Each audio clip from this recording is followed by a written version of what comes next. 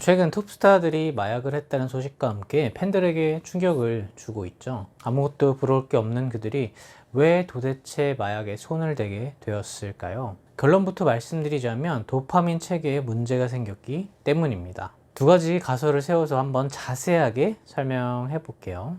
뇌과학적으로 마약 중독에 빠지게 되는 과정을 설명드리겠습니다. 10분만 집중을 해주세요.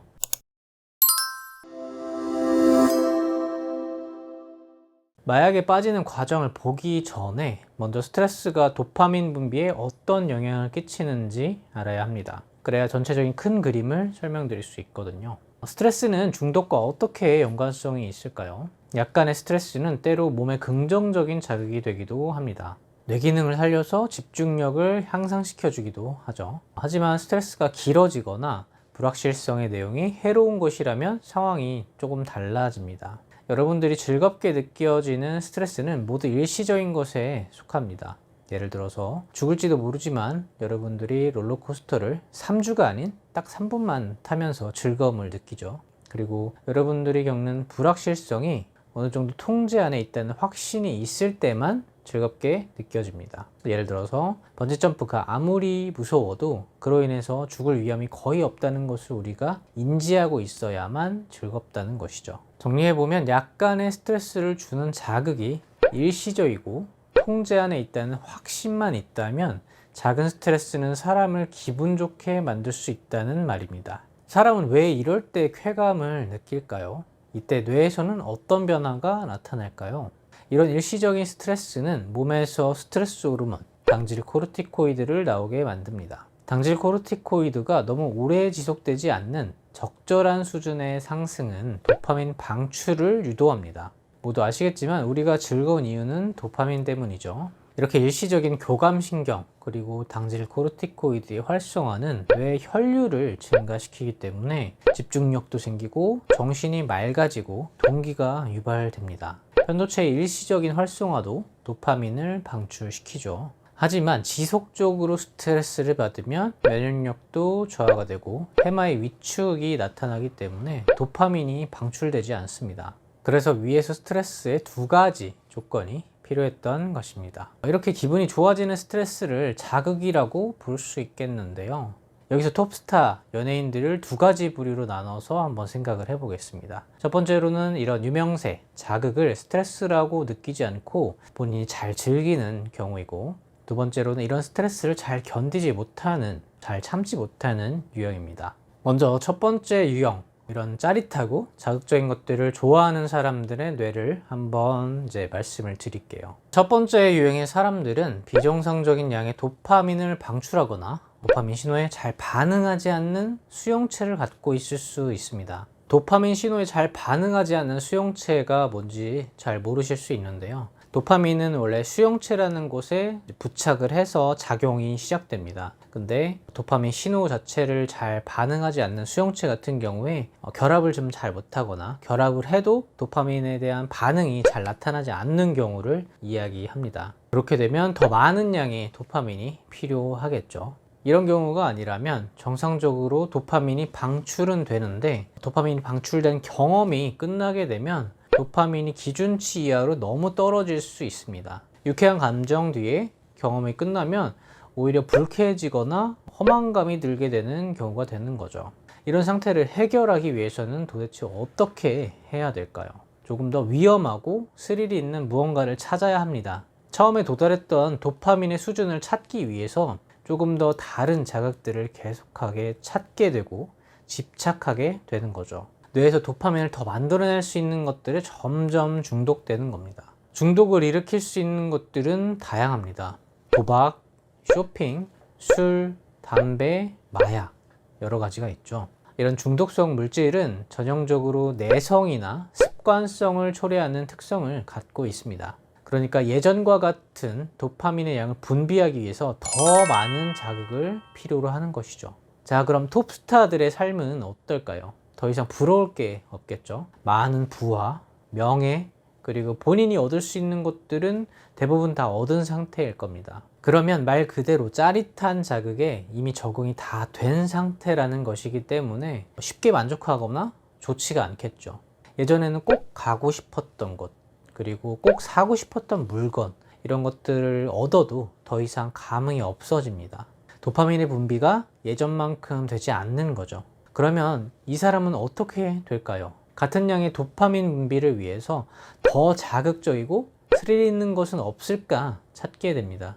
그러다가 찾은 것이 바로 아마 마약일 겁니다. 약물을 했을 때의 쾌감은 말로 형용할 수 없다고 하죠. 그만큼 도파민의 분비가 극도로 굉장히 많이 나오게 될 겁니다. 하지만 아까도 말씀드렸듯이 도파민의 분비는 어느 정도 적응이 되고 더 많은 양을 원하게 되죠. 그래서 내성이 생깁니다. 같은 양의 자극을 넣어도 예전만큼 도파민 분비가 되지 않게 되죠. 심지어 이런 자극에 계속 매달리고 갈구하다 보면 도파민이 고갈되기도 합니다. 이렇게 되면 더 많은 도파민의 방출이 필요하기 때문에 약물 사용의 양이 점점 증가하게 됩니다. 이게 바로 중독의 초기 증상이죠. 초기의 약물 중독은 그 효과를 기대하면서 약물을 원하게 됩니다. 약으로 인해서 쏟아져 나오는 도파민의 수준이 얼마나 높은지가 중요하게 되죠.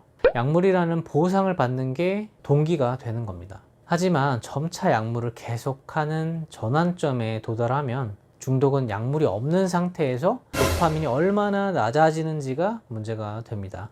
그러니까 쉽게 얘기하면 약물이 없을 때 얼마나 기분이 나쁜지에 달려 있습니다. 약물이 없을 때 겪어야 할 벌을 회피하려고 동기가 바뀌는 거죠. 실제로 한 연구에서 중독된 쥐를 대상으로 약물의 투여를 중단했을 때 어떤지 살펴봤는데요. 변도체의 뇌 속 CRH, 스트레스 호르몬, 자극 호르몬, 방출 호르몬이라고 하는 수치가 10배 가까이 증가한다고 밝혀져 있습니다. 더군다나 중독자들은 도저히 통제할 수 없는 상황들이 항상 약물을 사용하던 시절로 돌아가게 만듭니다. 그러니까 약물을 하던 거리로 돌아가게 되면 그 기억 때문에 약에 대한 갈망이 엄청 커지는 거죠. 이런 걸 상황 의존적 재발이라고 합니다. 강한 자극으로 인해서 대뇌 피질과 해마에서 자극으로 인한 학습이 발생한 겁니다. 그래서 그 상황으로 돌아가게 되면 해마에서 강화된 기억들로 인해서 동일한 배경만으로도 약물로 인한 도파민 증가를 기대하게 됩니다. 이렇게 뇌에서 한번 강하게 인지했고 기대를 하기 때문에 마약을 쉽게 끊을 수가 없는 거죠. 그래서 마약에 대한 이런 유명한 말도 있습니다. 마약은 끊는 게 아니라 잠깐 중단하는 것 뿐이다 라는 거죠. 그만큼 마약은 강한 자극으로 인해서 기억을 굉장히 강화시킨다는 말입니다. 자, 두 번째 유형을 한번 보겠습니다. 유명세나 스트레스를 제대로 해소하지 못하는 경우입니다. 처음에 알코올을 포함한 많은 약물들을 복용하면 당질 코르티코이드, 스트레스 호르몬 수준이 처음엔 증가합니다. 하지만 조금 더 오래 사용하면 다양한 약물들은 스트레스 반응을 기본적으로 좀 무디게 만듭니다. 이 중에서 알코올은 교감신경계의 각성 정도를 저하시킨다고 알려져 있고요. CRH, 아까 스트레스 호르몬을 방출하는 호르몬이라고 했죠. 이 CRH가 매개하는 불안을 억제한다는 사례가 보고되어 있습니다. 알코올보다 더한 마약은 스트레스대에서 아예 인지를 못하게 해버립니다. 그러니까 스트레스를 주는 어떤 일이 일어났다는 사실조차도 알아차리지 못하게 한다는 말이죠. 하지만 이렇게 불안을 줄이는 효과는 복용할수록 점점 약해집니다. 아까 설명드린 대로 내성이 점점 생기는 거죠. 그래서 같은 양으로는 불안과 스트레스가 이제는 잘 해소가 되지 않습니다. 그러면 처음부터 다시 마시고 흡입하고 혈관에 주사하게 되는 거죠. 점점 양이 늘어나게 되는 겁니다. 그리고 스트레스는 이런 약물과 중독성이 있는 물질에 자꾸 손이 가게 만드는 주요 원인 중에 하나입니다. 특히 스트레스가 약물에 노출되기 직전에 가해지면 이로 인한 약물 중독의 가능성이 더 증가하게 됩니다. 그러니까 단기적 스트레스가 매우 좋은 촉매 역할을 하는 거죠. 예를 하나 들어 드릴게요. 운동을 아주 열심히 하고 난 후에 맥주 한 잔, 그리고 육체적 노동 후에 노동주가 정말 꿀맛이죠. 이만한 보상이 없습니다. 육체적 노동, 육체적 스트레스가 단기적인 스트레스가 되는 거고, 맥주가 그에 따른 보상이 되는 거죠. 따라서 급성 스트레스는 약물의 강화 잠재력을 증강시킵니다. 그러니까 스트레스가 술이나 약물의 남용을 증가시킬 수밖에 없다는 말입니다. 그리고 설명드린 것처럼 중단했을 때 도파민 수준이 낮아지는 것을 회피하려고 합니다. 이렇게 약물을 중단하는 동안에 불안을 매개하는 CRH가 편도체에서 굉장히 증가하게 되고요. 약물 투여가 중단되는 동안 스트레스 호르몬 분비가 도파민이 고갈될 때까지 지속적으로 높은 범위 내로 유지됩니다. 그래서 약물이 중독되거나 알코올에 중독됐을 때 끊는 게 제일 힘든 겁니다. 이때 추가적으로 스트레스를 받게 되면 도파민의 고갈을 더 악화시키겠죠. 그러면 더 약물이나 알코올에 대한 의존 혹은 갈망이 더 커지게 됩니다. 악순환이 반복되는 거죠. 정리를 하자면 급성 스트레스를 받게 되면 알코올이나 마약에 대한 의존성 그리고 갈구하는 것들이 더 커지게 되고요. 알코올이나 마약에 의존을 하게 되면 점점 더 도파민 분비를 위해서 더 많은 양의 알코올이나 마약을 더 하게 됩니다. 그러면 같은 양을 투여를 해도 같은 양의 도파민이 분비가 되지 않습니다. 점점 많은 양을 섭취하거나 복용을 해야 원하던 도파민의 양이 나오게 됩니다. 하지만 일정 정도 마약과 알코올을 계속해서 복용하게 되면 도파민이 고갈되는 지경에 이르게 되고요. 마약과 알코올을 끊으려고 할 때 도파민이 이미 고갈된 상태이기 때문에 이에 대한 스트레스가 굉장히 상대적으로 커집니다. 그래서 반대급부로 마약과 알코올에 대한 의존성 그리고 더 갈구하려는 것들이 더 커지게 되겠죠. 이렇게 악순환이 반복된다는 말입니다. 실제로 스트레스에 더 많이 반응하는 사람들이 더 높은 중독성을 보입니다.